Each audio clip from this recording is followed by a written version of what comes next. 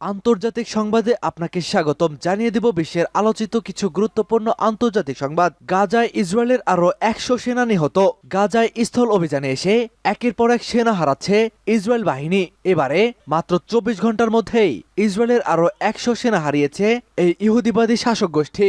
থাকছে এ ব্যাপারে গুরুত্বপূর্ণ প্রতিবেদন, ভিডিওটি সম্পূর্ণ দেখতে থাকুন। এদিকে সময় ফুরিয়ে এসেছে, ইসরায়েলিরা এখন আর নেতানিয়াহুকে সমর্থন করে না। ইসরায়েলের নেতানিয়াহুর রাজনীতি মুখ থুবড়ে পড়েছে। খোদ ইসরায়েলিরাই এখন আর নেতানিয়াহুকে সমর্থন করছে না। অবিলম্বে পদত্যাগ করবে এই ইহুদিবাদী জালিম নেতা। আরো জানিয়ে দিব, আবারও ইরাকে মার্কিন ঘাঁটিতে ভয়াবহ হামলা, 8 মার্কিন সেনা নিহত। এদিকে কাশ্মীরের সন্ত্রাসীদের সঙ্গে লড়াইয়ে ভারতের 4 সেনা নিহত।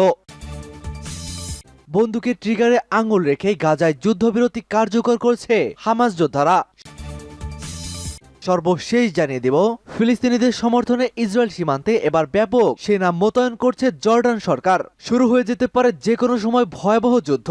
গোটা সংবাদ সম্পর্কে আপনার বিশেষ মতামতটি আমাদের কমেন্ট বক্সে জানিয়ে দিন। ভিডিওটিতে একটি লাইক দিন এবং চ্যানেলটি সাবস্ক্রাইব করে পরবর্তী আপডেট সংবাদ সবার আগে পেতে আমাদের সাথেই থাকুন। গাজায় ইসরায়েলের আরো 100 সেনা হতাহত। ইসরায়েলের প্রতিরক্ষা বাহিনী বুধবার জানিয়েছে, গাজা উপত্যকার উত্তরাঞ্চলে লড়াইয়ের জন্য তাদের 100 সৈন্য নিহত হয়েছে। এ নিয়ে হামাসের বিরুদ্ধে স্থলাক্রমণে নিহত ইসরায়েলি সেনার সংখ্যা 170 জনে দাঁড়িয়েছে। নিহত সৈন্য গিবতি ব্রিগেডের শোকট ব্যাটালিয়নের স্টাফ সার্জেন্ট ইতানডোবের সদস্য ছিলেন। ইসরায়েলি সেনাবাহিনী আইডিএফ আরো জানিয়েছে, গাজার উত্তরাঞ্চলে পৃথক সংঘর্ষে মিলিটারি ইন্টেলিজেন্স ইউনিট 504-এর একজন রিজার্ভিস্ট এবং গোলানি ব্রিগেডের পর্যবেক্ষণ ইউনিটের এক সেনা গুরুতর আহত হয়েছেন। ইসরায়েলিরা এখন আর নেতানিয়াহুকে সমর্থন করে না বলছে এরদোয়ান। গাজায় নৃশংসতার কারণে ইসরায়েলিরা এখন আর নেতানিয়াহুকে সমর্থন করে না বলে মন্তব্য করেছেন তুরস্কের president Recep Tayyip Erdogan. Algeria তুর্কি ব্যবসায়িক ফোরামে বক্তৃতাকালে তিনি এই মন্তব্য করেছেন।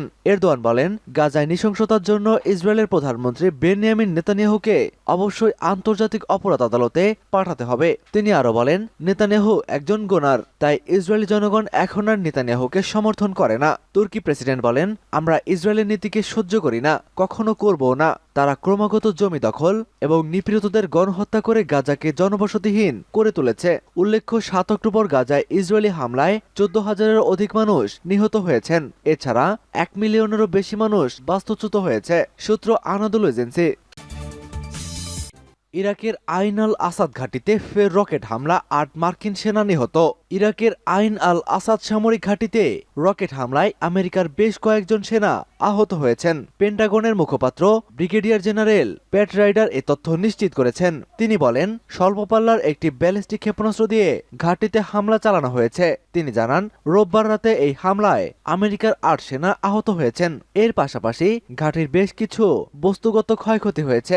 জেনারেল প্যাট রাইডার বলেন, ক্ষেপণাস্ত্র হামলার পর ওই এলাকায় একটি এসি-130 বিমান ওড়ানো হয়েছিল। অভিযানে একটি গাড়িতে ক্ষেপণাস্ত্র হামলা চালানো হয়। মার্কিন বাহিনী ধারণা, ওই গাড়ি থেকে ঘাঁটি লক্ষ্য করে ক্ষেপণাস্ত্র ছোড়া হয়েছে। এই ঘটনায় আজ সকালেও ইরাকের 2টি স্থাপনায় মার্কিন ক্ষেপণাস্ত্র হামলা চালায় বলে পেন্টাগনের মুখপাত্র জানিয়েছেন।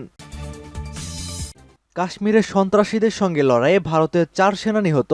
জম্মু ও কাশ্মীরে রাজৌরি এলাকায় কলাকোট জঙ্গলে একটি ভয়ঙ্কর সংঘর্ষের পর অভিযানে ভারতের 2 সেনা কর্মকর্তা ও 2 সেনা নিহত হয়েছেন। খবর এনডিটিভির। বনাঞ্চলে সন্ত্রাসীদের উপস্থিতি সম্পর্কে গোয়েন্দা তথ্যের ভিত্তিতে সেনাবাহিনীর একটি বিশেষ ইউনিট এবং পুলিশ যৌথ অভিযান শুরু করার পর সংঘর্ষ শুরু হয়। জম্মু ও কাশ্মীরের পীরপাঞ্জল জঙ্গল গত কয়েক বছরে একাধিক এনকাউন্টার ও নিরাপত্তা বাহিনীর জন্য চ্যালেঞ্জ হিসেবে প্রমাণিত হয়েছে।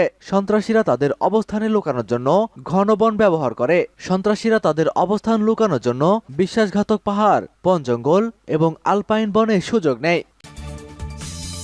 বন্দুকের ট্রিগারে আঙুল রেখেই গাজায় যুদ্ধবিরতি কার্যকর করছে হামাস যোদ্ধারা। প্রস্তাবিত 4 দিনের যুদ্ধবিরতির পর ফের গাজা উপত্যকায় যুদ্ধ শুরুর ঘোষণা দিয়েছে ইসরায়েলের প্রধানমন্ত্রী বেনিয়ামিন নেতানিয়াহু। প্রায় এই ঘোষণা দিয়েছে উপত্যকার নিয়ন্ত্রণকারী গোষ্ঠী হামাসও। বুধবার এক বিবৃতিতে হামাসের হাইকমান্ডের পক্ষ থেকে বলা হয়েছে, আমরা যুদ্ধবিরতির প্রস্তাব দিয়েছি, সেই সঙ্গে নিশ্চিত করেছি যে যুদ্ধবিরতি শেষ হওয়ার পর আমাদের আঙুল থাকবে বন্দুকের ট্রিগারে এবং আমরা অকুতোভয় যোদ্ধারা অবশ্যই দখলদারি শক্তিকে পরাজিত করে গাজার জনগণকে রক্ষা করতে পারব।